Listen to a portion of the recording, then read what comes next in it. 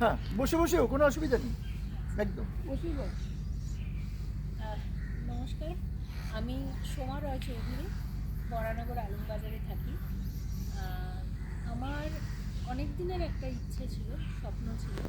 প্রথম ভাবতাম যে প্রচুর অবহেলিত বয়স্ক মানুষরা আছেন, যে যাদের সন্তানরাই যে শুধু রেখে গেছেন তা না, অনেক সময় তারা ইচ্ছে করেও মানে ইচ্ছাকৃতভাবে সন্তান বিদেশে রয়েছে, বা ধরুন একই সাথে একই বাড়িতে থাকতে পারছে না, তারা আলাদা থাকছে।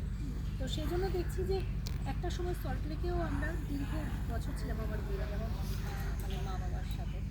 তো তখন দেখেছি অত বছর আগের কথা, মানে বলতে গেলে প্রত্যেকটা ব্লকে অন্তত দুটো করে ওল্ড এজ হোম। হ্যাঁ, তো তখন থেকে আমি ভাবতাম যে আমি একটা মানে যদি নিজের পায়ে কখনো দাঁড়াতে পারি তাহলে একটা বৃদ্ধাশ্রম করি।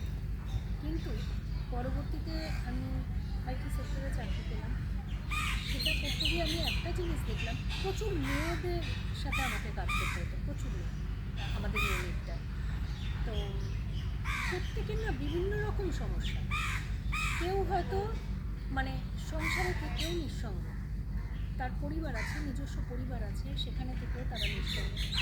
কেউ আবার হয়তো মানে জীবনে সবাইকে প্রতিষ্ঠিত করতে গিয়ে, সবাইকে বলতে আপনজনদের ভাই বোন, তাদেরকে প্রতিষ্ঠিত করতে গিয়ে নিজের দিকে আর ফিরে তাকাবার মতো, নিজের দিকে ফিরে তাকাবার মতো সেই সময়টা ওনারা পাননি এবং দেনও নি। মানে এতটাই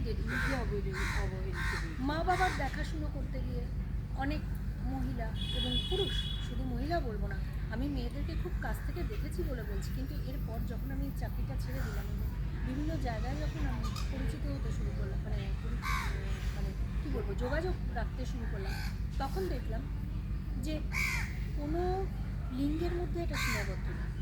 এই একই জিনিস কিন্তু পুরুষরাও এভাবেই সাফার করছে। দেখার কেউ নেই, বোঝার কেউ নেই, ওনাদের কথা শোনার কেউ নেই। তো আমার তখন মনে হলো যে না, এটা ওল্ড এজ হোম করবো। কাটতে হবে, কিন্তু এটা ভুলে গেলে হবে না, কেটে